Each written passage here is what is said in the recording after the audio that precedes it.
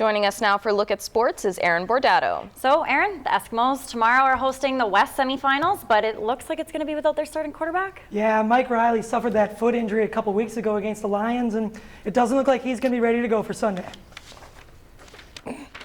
Behind a resilient offense and a strong defense, the Edmonton Eskimos have overcome a lot this year.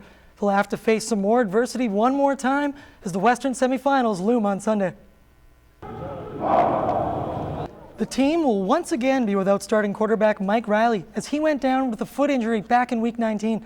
Backup quarterback Matt Nichols isn't new to these big games, though, as he's busy preparing for his second career playoff game for the Eskies. Luckily, I've gotten to play in one playoff game. It didn't end so well for me, but I do have a little bit of that experience, so I know what kind of game this is going to be. Kickoff goes 2 o'clock on Sunday as the winner awaits a tough matchup with the first-place Calgary Stampeders on the road next week. The NAIT Ooks men's basketball team has had a stellar season thus far. Going undefeated through their first 2 weeks of the schedule, the guys were looking to keep it going when they took on Lakeland College Friday night. The 4-0 Ooks hosted the 2-6 Rustlers in a game that had some potential to get out of hand quickly. Already 3-0 now as Adrian Curtis crashes the boards and throws a quick outlet pass to Donnie Moss, who drives basket for the hoop and harm in transition. Ooks heating up now as they pour in a set of back-to-back-to-back triples, capped off by this brilliant step-back jumper from Alvin Parker. Bang! Ooks up 17. Highlight reel stuff right here as first-year guard Wyatt Beaver steals the pass and floats it up to Adrian Curtis with a big two-handed flush. Third quarter action now as the Rustlers start to get it going from deep. Jordan Kelly would pour in a set of back-to-back three balls. Then it's Kelly with the nice dish inside to Stephen Jones, who finishes strong in the paint. Third quarter coming to a close now as defense leads to some quick offense as time expires. It's Connor Dolson making the ridiculous half-court shot, putting the Ooks up 45. Garbage time now as Alvin Parker drops it behind his head to Chris Mooney, who gets elevated and gathers his own rebound for the putback. Ooks take this one 111-48. Starting point guard Alvin Parker shared the team's motivation behind the big win. If we held them to 50 points, we get a free steak dinner tomorrow. So that's why we were playing so intense on D, like, man, we trying to eat, you know what I mean? The NAIT Ooks men's hockey team is once again enjoying a great start to the season. Currently in second place, the guys have been showing some unreal play as of late. They would showcase another great effort on the ice as they took on the University of Augustana Vikings here at the NAIT Arena. 1-0 Vikes now as goaltender Andy Williams forgets he's in charge of stopping the puck, and Kevin Carthy scores the easiest tap-in of his life.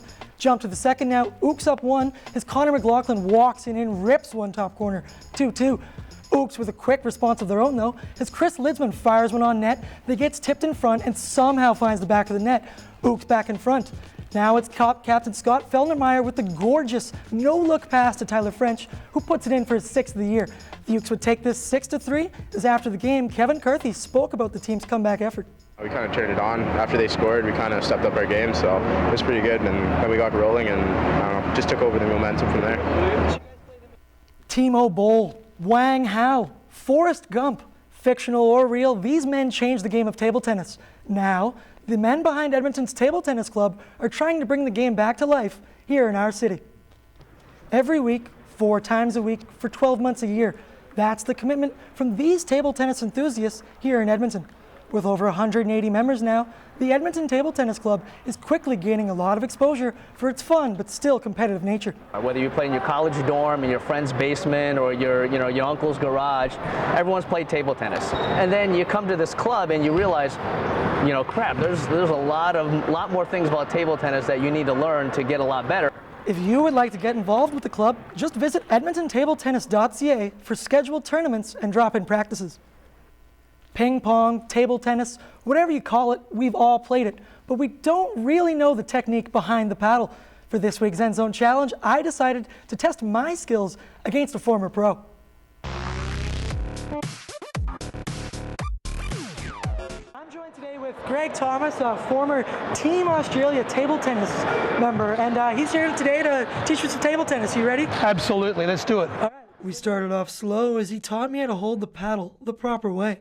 Put your finger here and your thumb there. We played around a little, and then he showed me how to push and hit the ball on a proper forehand. And hit, and push, and hit. After I got that down, he taught me how to curve the ball and get some spin on my backhand. Push. You get your speed later when you've got your timing right. My pulling game could definitely use some improvement, but I highlighted it all off with one single smash against a veteran. Yes, look at that. Hey?